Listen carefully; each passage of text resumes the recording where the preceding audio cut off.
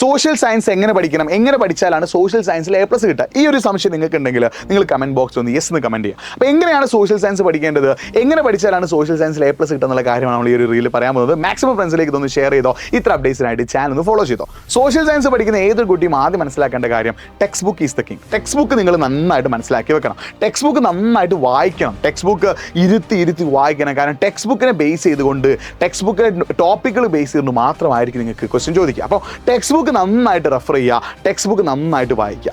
അടുത്ത നിങ്ങൾ ചെയ്യേണ്ടത് മേക്ക് ഷോർട്ട് നോട്ട്സ്. നിങ്ങൾ ടെക്സ്റ്റ് ബുക്ക് വായിക്കുന്നതിന് കൂടെ തന്നെ ഇമ്പോർട്ടൻ്റ് ആയിട്ടുള്ള കാര്യങ്ങളുടെ ഷോർട്ട് നോട്ടുകൾ നിങ്ങൾ എന്ത് ചെയ്യുക, പ്രിപ്പയർ ചെയ്ത് വെക്കുക. പിന്നെ സോഷ്യൽ സയൻസ് പഠിക്കുന്ന പല കുട്ടികളുടെയും പ്രശ്നമാണ് പഠിക്കുന്ന കാര്യങ്ങൾ മറന്നു പോകുന്നത്. അത് മറക്കാതിരിക്കാനായിട്ട് നിങ്ങൾ എഴുതി പഠിക്കുക. ഞാൻ പറയും ഷോർട്ട് നോട്ട് ഉണ്ടാക്കുന്നതിന് കൂടെ തന്നെ നിങ്ങൾ കുറച്ച് ന്യൂസ് പ്രിൻ്റ് കൂടി വാങ്ങുക. അതിൽ പഠിക്കുന്ന ഓരോ കാര്യങ്ങളും ആദ്യം ഒന്ന് നോക്കി എഴുതുക, പിന്നെ ഒന്ന് കാണാതെ നോക്കുക, പിന്നെ നിങ്ങൾക്ക് അത് മനസ്സിലേക്ക് ഓട്ടോമാറ്റിക്കായിട്ട് അങ്ങോട്ട് ഓർമ്മ വന്നോളും. അപ്പോൾ എഴുതി പഠിച്ചാൽ നിങ്ങൾക്ക് സോഷ്യൽ സയൻസ് സിമ്പിളാണ്. പിന്നെ സോഷ്യൽ സയൻസിൽ ഏറ്റവും പ്രധാനപ്പെട്ട ഒരു കാര്യം മാപ്പും അതേപോലെ തന്നെ ചില വർഷങ്ങളും ചില ആളുകളുടെ പേരുകളുമാണ്. മാപ്പിൻ്റെ വീഡിയോ നമ്മൾ എന്തായാലും എക്സാം സമയം നിങ്ങളിലേക്ക് എത്തിക്കും.